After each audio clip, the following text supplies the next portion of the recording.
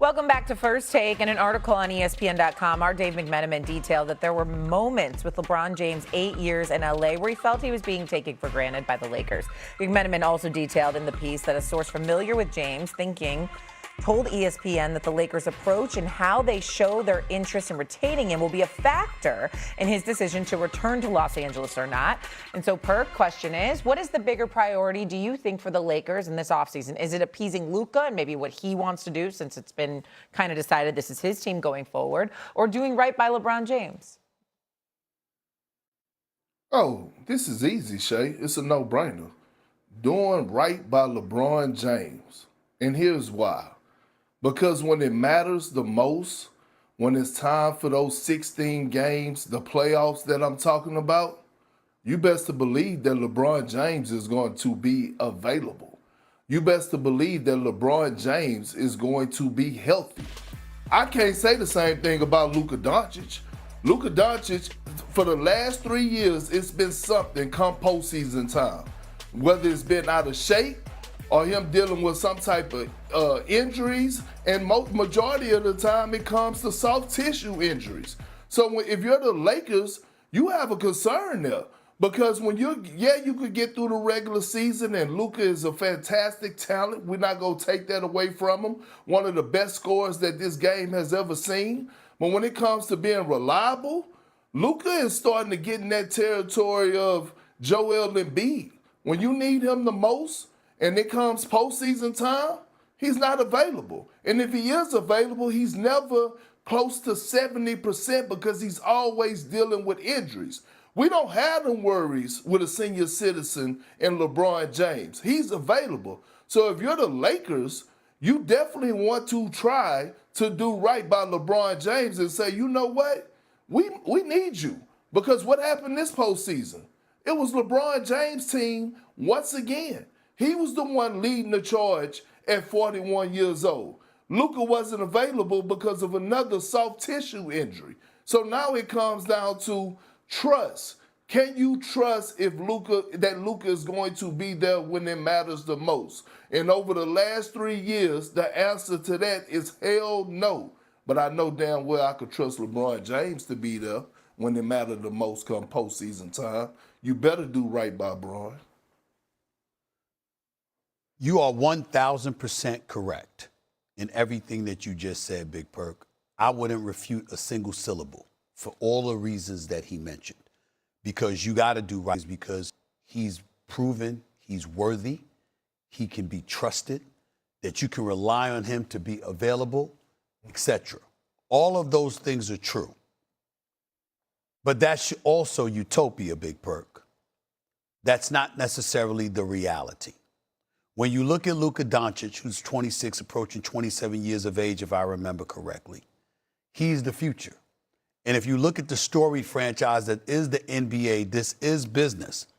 The Lakers could always look LeBron James and anybody else in the eye, Big Perk, and do you know what they could say to them? You didn't play for free. We did pay you. We did pay you all of these years, and we should want to pay you again. The point is that it's a young man's game. And maybe, you've already invested in Luka, so you got him locked in. What you need to do is to make sure you have Luka on board as it pertains to the kind of commitment that would appease LeBron James, and make sure he's all in that regard, because they got to play together, obviously, in a Lakers uniform, because Luka's not going anywhere. But Luka is still a global iconic brand. He still brings the kind of attention to the Los Angeles Lakers that feeds their coffers. It is a business, and you do live in a capped, strapped sport where those restrictions and those stipulations that come with it can hamper your ability to do the kind of things that you want to do, if indeed you're paying LeBron James $50+ million or whatever. So LeBron James doesn't deserve a pay cut. I remember when we would talk about Bronny last year and how as a second round pick, he got $8 million. But the year before, the 55th pick in the draft got like $500,000, $600,000. I'm on national television saying, I don't give a damn. The money that you shortchanged LeBron because of the collective bargaining rules, the hell with it. If his son got to get some of that money, so be it, because he deserves it, because that's how much LeBron has done for the league. That's what he deserves. But in the same breath, the Lakers have a business to run, and you can't go out there and get the additional help that they need if you take care of LeBron monetarily the way he deserves. He does deserve it. You should do everything you can to take care of it. But in the same breath, you're kind of strapped. And that's just the situation that it is. And Luka's the future, and LeBron is not. Go ahead, Perk.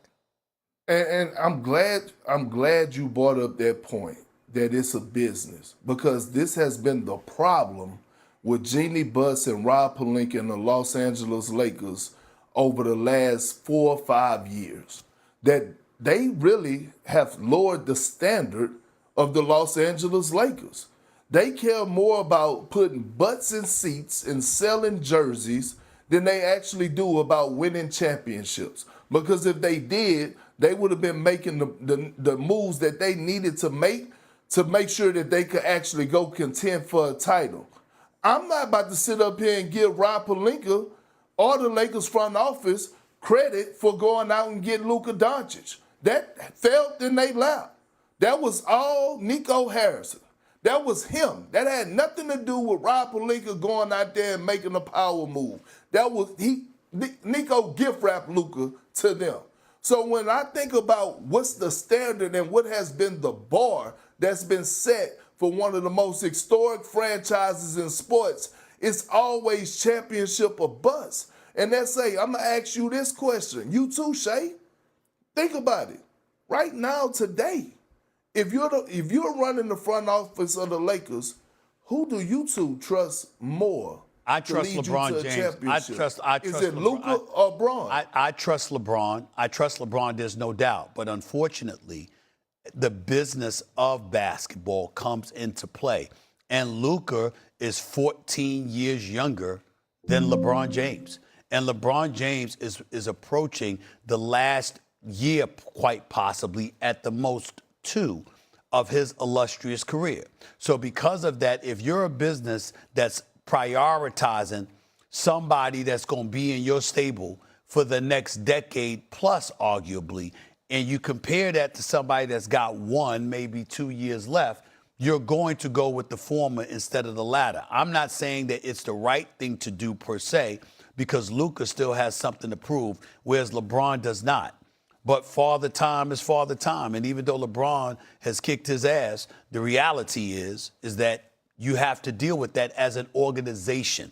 As much as we appreciate LeBron and we revere him because of his accomplishments and what he still can do on the basketball court, Luka is the face of the franchise. And that's just how it is. I hope they take care of LeBron. He deserves it. You understand? I trust him more than I trust Luka even right now. But Luka is the face of the franchise. He's the future. Luka also did go to the finals. What was it, 2 years ago? Yes. 3 years ago? I mean, this is a player that knows how to lead his team to the finals when he was with the Mavericks. Like, we're acting like he's never been familiar with winning. Now, he's been in about 2 or 3 conference finals as well. Exactly. Now, I think there's a world where you can make both happy if they agree to it as well. But I don't think this notion that LeBron's the only one that knows how to win, while albeit I agree he's probably the best option to find their way, the best leader to do it, I think Luka's in that mix as well. Okay, we got a break. Coming up, how many players would Kendrick Perkins start a franchise with over Jalen Brunson? Answers that may surprise you. That's next on First.